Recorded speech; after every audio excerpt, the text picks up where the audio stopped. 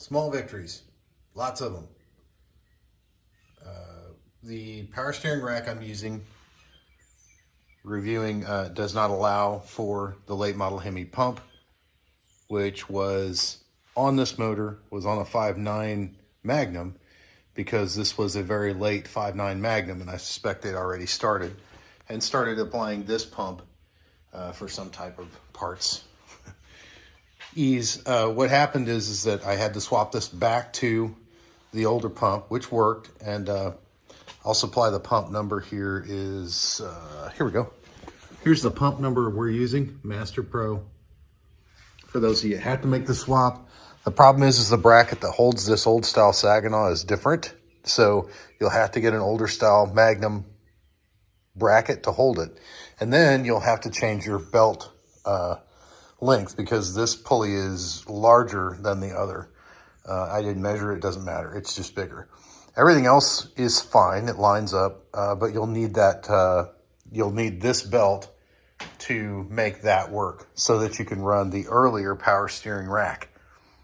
Sorry, it's not earlier, but it's a, believe that's a Fox body Mustang with some modification ends stacked on it. So the pump pressure for the new stuff is too high, or for the newer Ram Hemi stuff is too high. So got it all put together, mocked up. Everything looks good. We're just waiting on a couple fittings so I can run the rest of my power steering hoses, which was an AN kit I bought. I'm just tired of dicking with hoses and fittings and all that stuff. So AN's nice. It's not necessarily cheap, but it's certainly, everybody knows how to put an AN on something. So that's what I'm going with for power steering. I've used the nylon. The return line is not high pressure, obviously. And my problem is I'm probably gonna have to ghetto fab something here, because that's just a push on hose. So we'll figure that out. And this is the new high pressure nylon stuff. That's kind of a pain to work with, but it's not too bad. I don't think it's any more painful than the other stuff, really. So we'll be moving. We'll have power steering very, very soon, and we'll have the serpentine setup done. We're getting close to time to give this thing its face back. It is a long time coming. We finished up the brakes. We've got no leaks there, which makes me happy. We'll do another final bleed on them, and then they'll be ready. Now it's time to keep moving, and here's what I got. Right now everything's just sitting there. We're mocking up things. This radiator's out of an 85 D100. I trimmed one of the ears off, which you can maybe see right there, down in there. And it slides right in, and it's, I don't know, it's as big as the one that was cooling it, if not bigger. The original's taller, which is weird to me, but it's this one's wider. So I was worried about the clearance on this side, but I measured the original, and this one's like 1.5 inches shorter than it was. So that's going to fit just fine. The cooling fans I got from an old leftover project on the Roadrunner, and they wouldn't fit because B-bodies don't have room to cool, which sucks, but whatever. I'm going to reuse those. So if you look down here, and maybe you can just barely see condenser poking out there. Everything's just stacked in cardboard to make sure it would fit and stack, because I've only got so much room between this depth between then before I start getting into the factory fan on the 5.9, which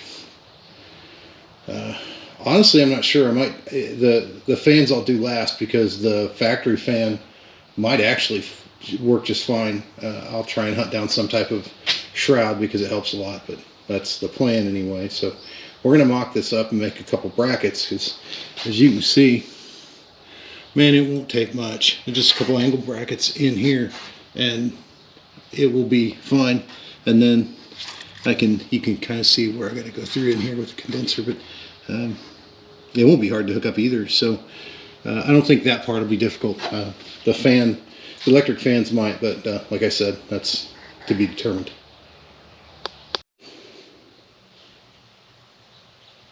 Mock-up's complete.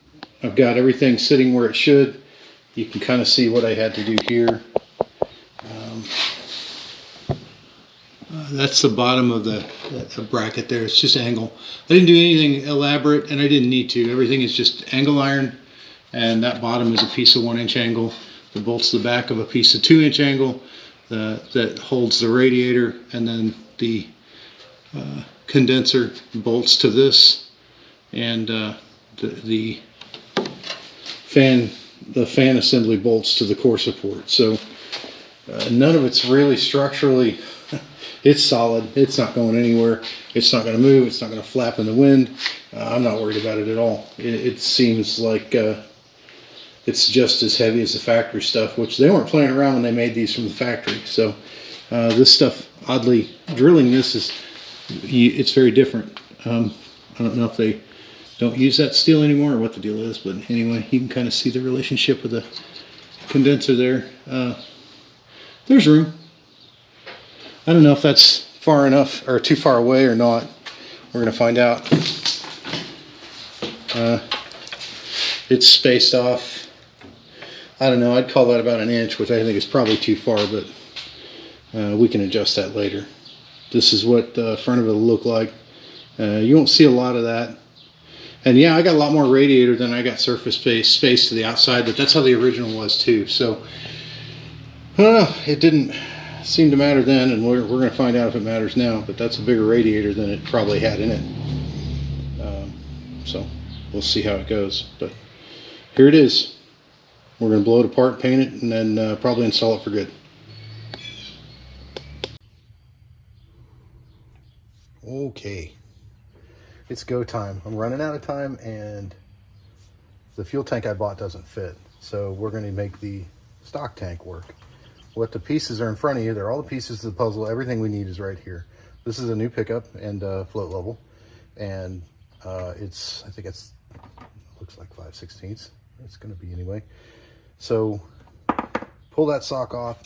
I've done this before with a Roadrunner tank. It didn't do as well, but it was a different configuration of tank. So if you're looking at this, and I can keep this in frame, there we go. This is what we're going to do. This will be bent down a little bit, and this sits about level. So if I bend that down, or even bend this down, I'll have plenty of tubing to attach these to.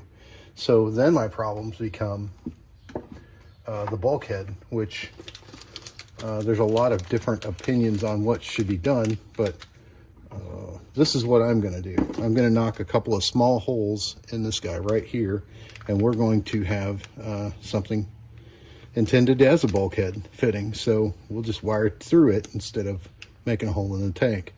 The rest of the pieces you see here are not to be underestimated. If you're going to buy a tank or an in-tank pump, buy from Walbro, sorry, BRO, and buy good stuff. The knockoffs are everywhere, so it's not worth it. The other thing, you'll notice this pigtail is designed for immersion. You can't just take regular wire and immerse it in fuel. It will deteriorate, and that's a problem. The same goes with fuel line. You'll notice that says in-tank fuel hose. So this is the right way to submerge a fuel line. There's also some correct fittings that are EFI, not just regular hose clamps, but EFI hose clamps that'll take the extra pressure. And that's it. That you're looking at the system. What's going to happen is that's going to pump out. Those are the 2 return lines for my setup. That's off of a Jeep. I'll figure it out here in a minute. But the forums brought me to this. It's a regulator filter with a return in it. Bang for your buck wise between that and the tubing. I mean, that thing may have cost me $30. Tubing and fitting may have cost me another 30.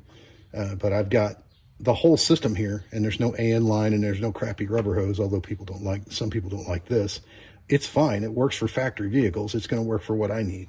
So I scabbed onto this, which plugs right into the factory harness that's on the motor that I pulled. So that's done all the way back. This mounts to the frame rail through those 2 bolts there. And then your supply and return go right to the cab in this case. So, and we can change them later if we need to. So I can just unplug those and put a different system in if I like. So that's what it's going to look like.